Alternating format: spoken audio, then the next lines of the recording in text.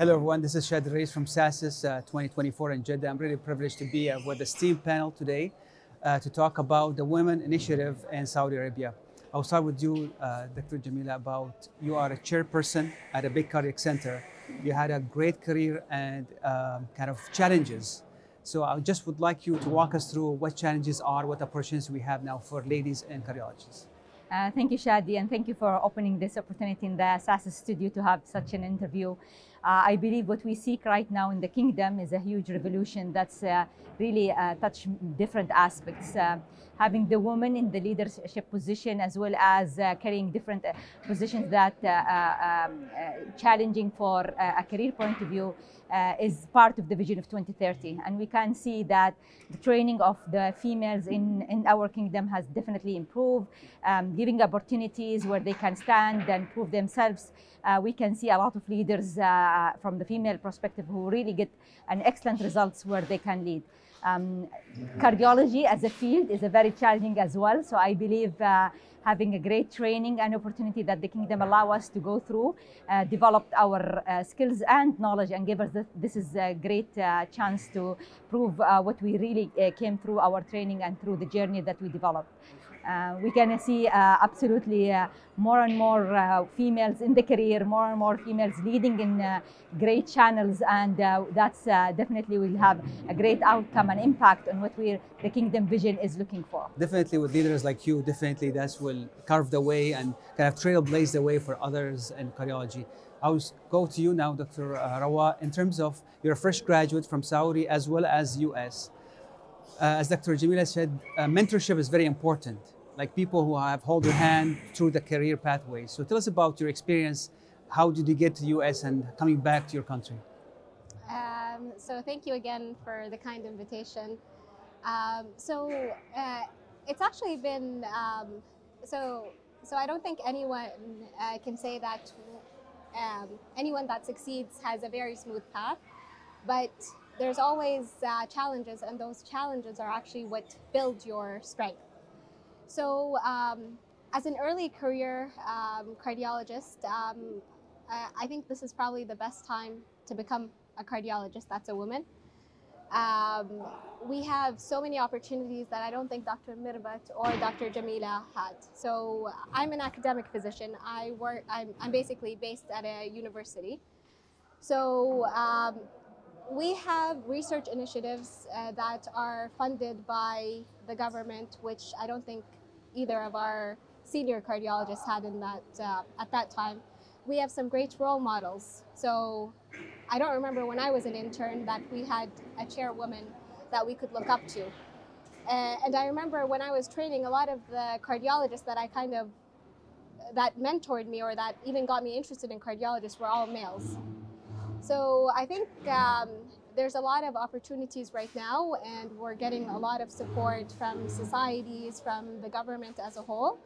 That will definitely make things much easier for everyone. Speaking of role model, Dr. Mirvat now, as a chair of the scientific session for SASIS 2024, congratulations for a well-run program. Now, definitely this is a great opportunity for juniors as well as seniors in cardiology. So tell us about how did you carve out this way for others and how you are sending the elevator down to pick them up? So I like a word that you said, carve out, because it really is about carving a space for women. And it's lobbying and negotiating that you do want a woman to chair session A or session B. It is about putting your foot down and saying, I want at minimum one woman on every panel, because it reflects poorly on me if I'm the chair and there's no woman. So it is carving out, and it is kind of putting your foot down a little bit, and you will have pushback, but you learn to adjust and to kind of compromise to get what you need if positioning women is a priority. Unfortunately, one year after the other, I think my colleagues now understand my dynamics. I will deliver, but I have requirements. One of them is to have women. And then having an international meeting, which this has now risen to become an international meeting, is a great opportunity because it allows a lot of networking, allows international faculty who are actually leaders in their spaces. So Alaid Kefo is actually the president-elect of the EAPCI, and so on and so forth. So these are the people that see talent when they're here. So when they see these women presenting, when they see these women chairing, they understand the caliber and the quality that is here. And it creates a big shift for future generations. But I still advise them to also go and apply to international programs. So Sky, for example, has the ELM, so early leadership program, mentorship programs, which is a track. So you take the program, but then eventually you get into journals as an editor and so on. The World Heart Federation has similar programs. So you get into it, they help you build your skill, but it's also an opportunity to network and establish connection with leaders who then eventually you tag on for research, for becoming a faculty on in a program and so on. So that is my sincere advice to the younger generation. Thank you so much for all you have done. I'll move to you, Dr. Shaza. I mean, I was raised by my mom, so I know how it's hard. It's a full-time job.